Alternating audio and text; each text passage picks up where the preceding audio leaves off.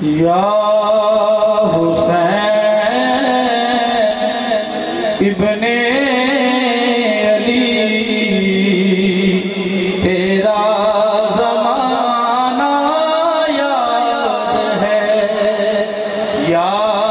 حسین ابن علی تیرا زمانہ یاد ہے، یا ابن علی، یا حسین ابن علی تیرا زمانہ یاد ہے، چھوڑ کر طیبہ تیرا کربل کو جانا یاد ہے، چھوڑ کر طیبہ تیرا کربل کو جانا یاد ہے، حضرت اصغر کا وہ حضرت اصغر کا وہ تیر کھانا گود میں، نہر پر عباس کے بازو کٹانا یاد ہے، نہر پر عباس کے بازو کٹانا یاد ہے، اور نسبت تیری قرآن سے، نسبت تیری قرآن سے، نسبت تیری قرآن سے ہے نام کے قرآن تو، زیر خنجر آپ کا پڑھنا تو گانا یاد ہے، نسبت تیری، نسبت تیری قرآن سے ہے نام کے قرآن تو، چڑھ کے نیزے پر تیرا، چڑھ کے نیزے پر تیرا قرآن سنانا یاد ہے، اکھاں کھولتے ویکھتے صحیح چلیا اے جہان حسین دے نال، اکھاں کھولتے ویکھتے صحیح چلیا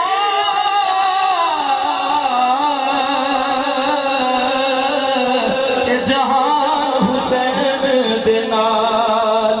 سارا جگ قرآن دے نال ہوندا، اے قرآن حسین دے نال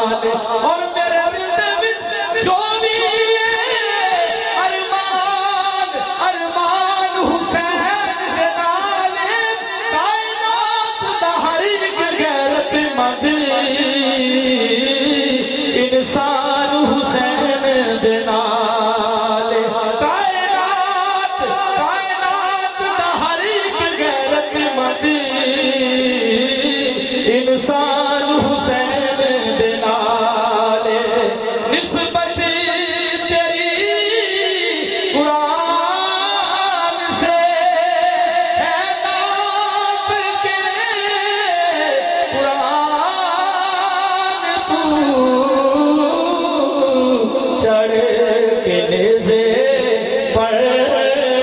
تیرا قرآن سنانا یاد ہے تیروں کی برسات میں تیروں کی برسات میں سید نے چھوڑی نماز زیر خنجر آپ کا پڑھنا تو گانا یاد ہے میں قربان حسین لجپال کو تے جنہیں صبر دی حد مکا دیتی گھر بار دی نہیں پرواہ کی تھی تے جد یار دے نامے لا دیتی تے نانے پاک رسول تے دین اتوں بادی سر تے دردی لا دیتی کوئی ہویا نہ کوئی ہویا پیر شبیر گیا میں تے حق دی گل سنا رحیم رب اشرح لي صدري ويسر لي امري واحلل عقدة من لساني يفقهوا قولي الحمد لله الذي لا مانع لحكمه ولا ناقض لقضائه والصلاة والسلام على سيد انبيائه وسند اوليائه وأحبابه المعارضين لأعدائه أما بعد فأعوذ بالله من الشيطان الرجيم بسم الله الرحمن الرحيم قل لا أسألكم عليه أجرا إلا المودة في القربى ومن يقترف حسنة نزد له فيها حسنا صدق الله العظيم ان اللہ وملائکتہ یصلون علی النبی یا ایھا الذین آمنوا صلوا علیہ وسلموا تسلیما اللہم صل علی سیدنا ومولانا محمد وعلی آلہ وصحبہ وبارک وسلم صلاۃ وسلاما علیک یا رسول اللہ صلاۃ وسلاما علیک یا حبیب اللہ مولاي صل وسلم دائما ابدا على حبيبك خير الخلق كلهم محمد سيد الكونين والثقلين والفريقين من عرب ومن عجم فإن من جودك الدنيا وذرتها ومن علومك علم اللوح والقلم منزه عن شريك في محاسنه فجوهر الحسن فيه غير منقسم ثم الرضا عن ابي بكر وعن عمر وعن علي وعن عثمان ذي الكرم والآل والصحب ثم التابعين لهم اهل التقى والنقى والحلم والكرم اللہ تبارک و تعالی جل جلالہ وعم نوالہ وآدم شانہ وآدم برہانہ کی حمد و ثنا حضور قائد المرسلین سید النبیین سید العالمین امام الاولین والآخرین جناب محمد مصطفیٰ احمد مصطفیٰ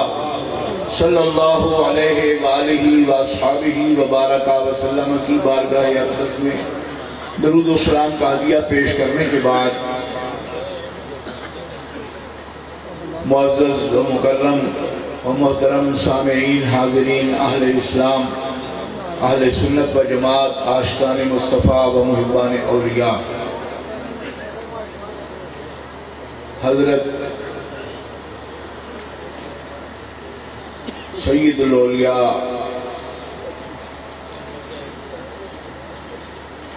شہنشاہ طریقت قبلہ عالم حضرت ثانی لاسانی رحمۃ اللہ تعالی علیہ آپ کے آستانے پاک پر عرش مقدس کی اس تقریب میں مشائخ علی پور شریف آپ کی اولاد امجاد ان کے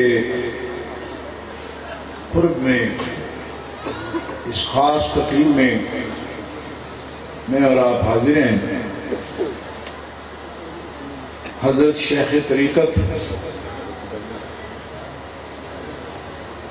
مخدوم العلماء والمشائخ قبلہ پیر سید محمد ظفر اقبال شاہ صاحب دعوت برکاتہ العالیہ، آپ کے اشارے پر اخکر آپ حضرات کی خدمت میں حاضر ہے. میری جماعت کے مذہب حقہ اہل سنت و جماعت کے مقتدر علماء کرام آپ کے سامنے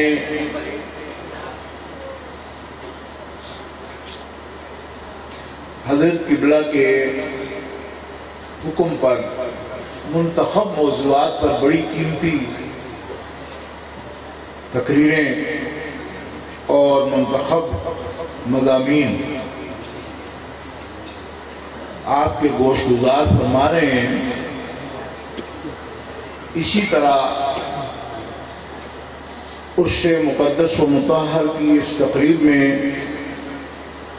احکر کو اہل بیت اطہار اور صحابہ کرام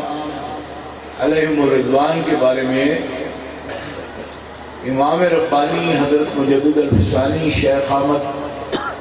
فاروقی سرندی رحمۃ اللہ تعالی علیہ کے افکار مبارکہ کی روشنی میں کچھ کہنے کا حکم دیا گیا ہے. ابھی مجھ سے پہلے لغم اسلام برہان اہل سنت حضرت العلام پیر سید مظفر حسین شاہ صاحب قادری رضوی مدظلہ اسی موضوع پر آپ کے سامنے بہت ہی ایمان افروز تقریر فرما رہے تھے. ایک طرح سے وہی مضمون کا تسلسل ہے، صرف فرق یہ ہے کہ ہم چونکہ یہ آستانہ عالیہ مقدسہ نقش بندی مجددی آستانہ ہے اور امام ربانی قیوم زمانی وہ اس سلسلہ کے ملک ہندوستان میں وہ راہبر ہیں جنہوں نے نقش بندی سلوک کو اور طریقت کو مرتب کیا ہے. اور آپ جانتے ہیں کہ حضرت خواجہ باقی باللہ دہلوی رحمۃ اللہ علیہ جب وسط ایشیا سے ہندوستان تشریف لائے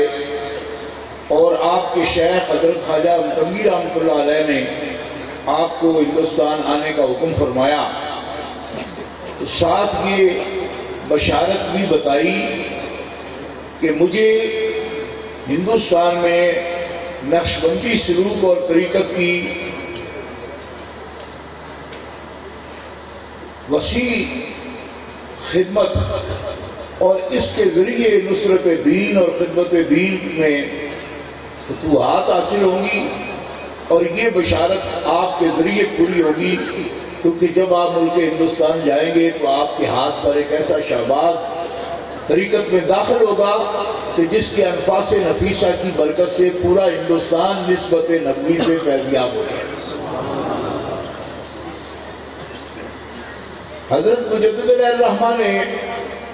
اپنے مکتوبات شریف میں اس بات کا اظہار فرمایا ہے کہ دین اسلام کو اس کے اصلی الوہی رنگ میں، کیونکہ دین اللہ کا دین ہے، ان الدین عند اللہ الاسلام، تو دین ایک نظریہ، ایک دستور العمل، ایک آئین الہی جو اللہ تبارک و تعالیٰ نے اپنے حبیب صلی اللہ علیہ وسلم کو عطا فرمایا، اس کی عملی شکل خود حضور پاک ہے. دین کی عملی شکل نبی پاک ہیں صلی اللہ علیہ وسلم، کیونکہ دین کو اگر نظریہ کہا جائے تو قرآن پاک ہے، اور اگر دین کو کوئی جسم کہا جائے کہ ایک شکل میں دین متشکل ہو تو وہ شکل نبی پاک صلی اللہ علیہ وسلم کی ہے، جس کو دین اسلام کہا جا سکتا ہے۔ محترم حضرات، نبی کریم صلی اللہ تعالی علیہ وسلم آپ نے دین اسلام کے تمام احکامات کو عملی طور پر ملت کے سامنے، قوم کے سامنے پیش کیا، اور اللہ تبارک و تعالیٰ جل شانہ اسمہ کی دی ہوئی حکمت کے ساتھ جس کے آپ معلم بنائے گئے، دین کی نبی علیہ الصلوۃ والسلام نے مکمل طور پر تشریح فرمائی، اور اس دین کو یہ اعزاز حاصل ہے کہ یہ دین بالکل مکمل ہے۔ اليوم اکملت لکم دینکم واتممت علیکم نعمتی ورضیت لکم الاسلام دینا۔ انبیاء کرام کے پاس جو بھی وہی، جو دین، جو طریقہ ان کو عطا فرمایا گیا وہ حق ہے، لیکن کسی دین کے لیے اکمال کا لفظ نہیں آیا۔ یہ آخری دین جناب محمد مصطفیٰ کا ہے کہ جس کو یہ سند عطا فرمائی گئی کہ اس کے اندر اب کسی اور زیر زبر کی بھی گنجائش نہیں ہے۔ اللہ نے وہ دین کامل کر کے اور نعمت تمام کر کے اپنے آخری رسول کے حوالے فرمایا۔ یہ ہے دین اسلام، اور اس کی عملی شکل حضور پاک خود ہے، اور نبی پاک صلی اللہ تعالی علیہ وسلم آپ نے جو دین اپنی امت کو عطا فرمایا اور جن لوگوں کو مجسم دین بنایا، اس بات پر غور کرنا کہ مجسم دین ان کو بنایا، ایسے حضور مجسم دین ہے۔ اس طرح جن لوگوں کو نبی علیہ السلام کو اتنی تسلی تھی کہ اگر دین اسلام کتاب میں پڑھو گے تو بھی پورا دین ملے گا تمہیں، اگر میرے حسن میں اور حسین میں دیکھو گے تو بھی دین ملے گا۔ اس طرح نبی کریم علیہ السلام کا پورا خاندان اہل بیت اطہار مجسم دین ہے، مجسم دین ہے، اس لیے کہ وہ صرف حضور نبی کریم علیہ السلام کے رشتہ دار نہ سمجھے جائیں کہ صرف آپ کے قرابت دار ہیں، رشتہ دار ہیں، نہ، رشتہ دار اور قرابت دار بنائے ہی اس لیے گئے کہ وہ نبی پاک کے رشتہ دار ہونے کے اہل تھے، اہل تھے۔ اہل بیت کہتے ہیں نا، اس میں اہلیت بھی ہے کہ وہ اہل تھے۔ ابھی ہمارے شاہ صاحب قبلہ آپ کے سامنے پوری وہ تاریخ بیان کر رہے تھے کہ کس طرح آدم علیہ السلام سے لے کر حضرت عبداللہ تک اور حضرت مائی ابا سے لے کر سیدہ آمنہ تک ساری اصل مصطفیٰ منتخب ہیں۔ کیوں منتخب کی گئی؟ اس لیے کہ حضور کے اہل ہونے چاہیے، حضور کے قابل ہونے چاہیے کہ ان میں حضور کا نور رکھا گیا ہے۔ جب اصل مصطفیٰ کا یہ حال ہے تو قیامت تک نسل مصطفیٰ کا بھی یہ حال ہے کہ وہ حضور کے اہل ہیں، اسی لیے نسل مصطفیٰ نے ان کو مقام عطا فرمایا۔ اس بات کو بھی حضرت مجدد صاحب رحمۃ اللہ علیہ نے مکتوبہ شریف میں بیان فرمایا۔ آپ نے فرمایا کہ ہمارے بزرگ خواجہ محمد پارسا رحمۃ اللہ علیہ فرماتے ہیں، اپنا شجرہ نقشبندی دیکھو، حضرت خواجہ محمد پارسا مشائخ ہیں، ہم مجدد پاک کے مشائخ میں سے ہیں، اور حضرت خواجہ بہاؤالدین نقشبند رحمۃ اللہ علیہ کے مشائخ میں سے بھی ہیں۔ آپ فرماتے ہیں کہ میں نے قرآن پاک کی تفسیر لکھی ہے اور ایک لفظ قرآن کا میں نے پڑھا، ان شان کا ہوا لفظ کہ ابھی جو آپ کا دشمن ہے کوئی ابتر ہے، نسل بریدہ ہے، اس کی کوئی نسل نہیں ہے، وہ ابتر ہے، اور اگر پنجابی میں کہوں تو وہ مزیدار لفظ ہے ابتر کا، یعنی کہ اوتر ہے۔ کون؟ جو تیرا دشمن ہے، تیرا معاند ہے، تیرا گستاخ ہے، وہ ہوتا ہے۔ تو ہمارے پیر و مرشد حضرت خواجہ محمد پار صاحب فرماتے ہیں کہ ایک زمانے میں ماوراء النہر سے لے کر دلی تک میں نے سفر کیا، یعنی سینٹرل ایشیا سے لے کر میں آیا ہندوستان کا، تو میں نے ہر قصبے میں یہ پوچھا، میں پوچھتا تھا کہ یہاں یزید کی نسل سے کوئی بندہ ہے، ابن زیاد کی نسل سے کوئی بندہ ہے؟ تو لوگ کہتے کوئی نہیں۔